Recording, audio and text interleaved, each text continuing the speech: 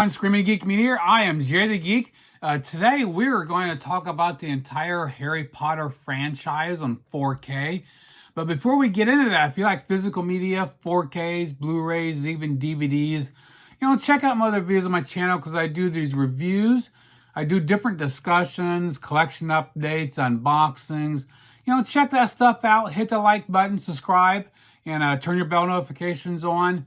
And always comment below, let me know what you think of anything. So let's talk about the Harry Potter franchise here. I've had these for quite a while, but just never got around to doing any reviews. And of course, I'm not the biggest Harry Potter fan. Just once in a while, my wife wants to watch them, and we just recently watched them, so I thought I'd just go ahead and do a review of the entire sets. Now, I thought I'd do them all together because it's a type of franchise that you're not just going to buy one or two. You're going to buy the entire, set. It's not like Freddy, Jason, or Michael Myers, or where you pick and choose which ones you like. I mean, this is one massive story across 8 movies. And even, if you have them on Blu-ray, I don't see, you actually getting one or two on 4K. If you're going to upgrade, you're going to upgrade all of them or none. So that's why I just thought I'd just do a review overall of the entire series. So the first movie in the series, Sorcerer's Stone, the movie came out in 2001. And the final entry in the series, Deathly Hallows Part 2, it came out in 2011. The main characters, you got played by Daniel Radcliffe, Rupert Grint, Emma Watson. And then you also got Richard Harris, played Dumbledore. But he only played Dumbledore in the first 2 because, he sadly passed away. So they brought in Michael Gambon. He took over the role and played the Dumbledore throughout the rest of the series. You also got Maggie Smith, Robbie Coltrane. Warwick Davis played multiple roles in the movie. Alan Rickman, another one we sadly lost. Tom Felton, Jason Isaacs, Gary Oldman. So he had a great ensemble cast throughout the entire series. Now, as far as directors, it had different directors throughout the series. Chris Columbus did the first 2. Then the third one was done by Alfonso Cuarón. Then Mike Newell did the 4th one. And then David Yates came in and did the rest of the entire series. And I think he also did the Fantastic Beasts movies, if I remember right. So the movies themselves, again, I was never a big fan. I didn't read the books. I know my wife got into the books. It was before I met her. Her and her daughter read the books and went and seen the movies. And when the movies started coming out, it just like it was Harry Potter this, Harry Potter that. And I was at a point where I was so freaking fed up with hearing about Harry Potter, I didn't want to go see the movie. Like, would someone just fucking kill him, for Christ's sakes? But I did finally start watching them. I think it was like 3 or 4 of the movies came out before I got into them. I do like the movies. Again, even though I'm not a Harry Potter fan, I like the movies. They are really good. And of course, a little tidbit about the original Sorcerer's Stone. The original book, when it came out in the UK, it was actually called Philosopher's Stone. And for the US, they switched it to Sorcerer's Stone, which I like that better because when you think of Philosopher's Stone, it's like, what the hell? It doesn't fit the whole wizard witchcraft thing as like Philosopher's Stone. What the hell? I was like, what were they thinking coming up with that name to go with? It just doesn't fit. So I'm so happy that they switched it to Sorcerer's Stone. It fits the overall, theme of the franchise so much better. So the 4Ks came out from Warner Brothers in 2017. So it was when, 4K came out in, I think, 2016. So still fairly new format. But that being said, I mean, the movies were all filmed on 35 millimeter. And they all had HDR10 here. There wasn't a lot of Dolby Vision being used early on in the 4K format. So it would be interesting to see if they would ever reissue these with a new color grading to see if there would be any difference.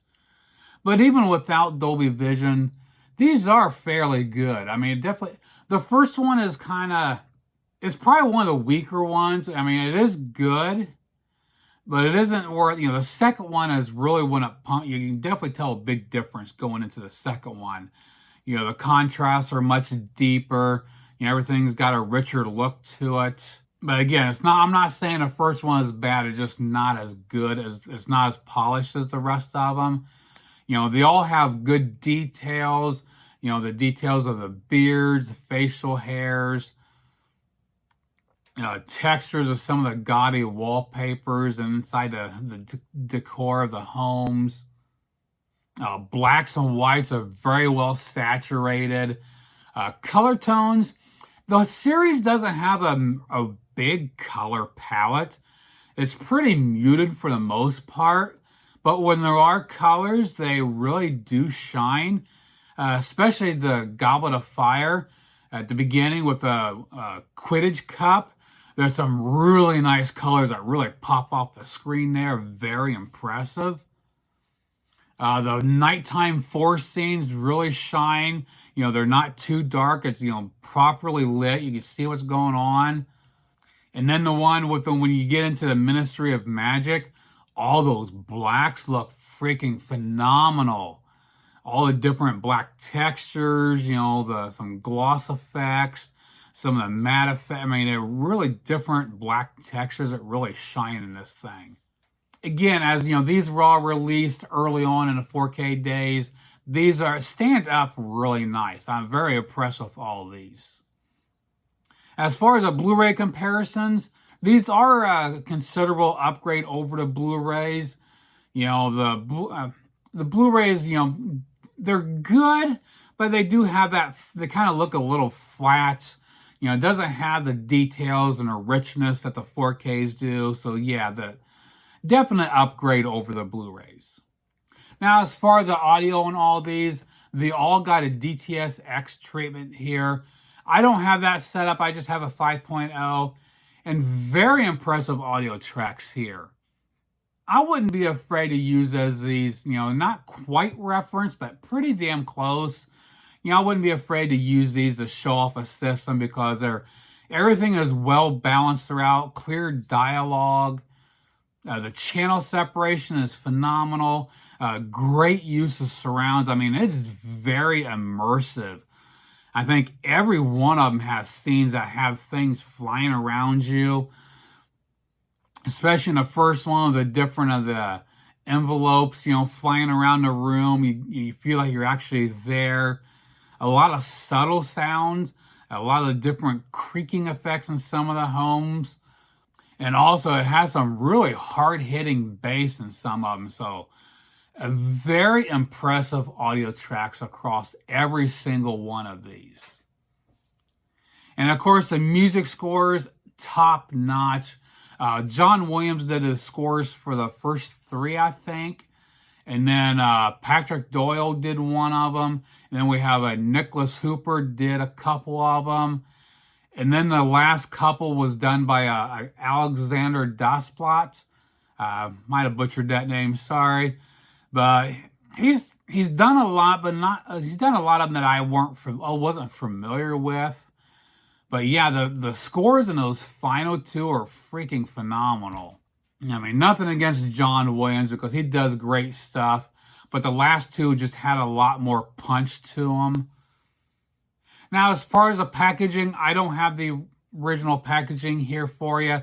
It's boxed up in a closet. You can see here, all the 4Ks were in one case, and all the Blu-rays were in another case, and they're put together in this little cardboard case here. I hate that type of packaging. I want every movie in its own case. So that's why I took and I got the standard keep, 4K keep cases. That way, I, separated them. I got the 4K and Blu-ray in each case.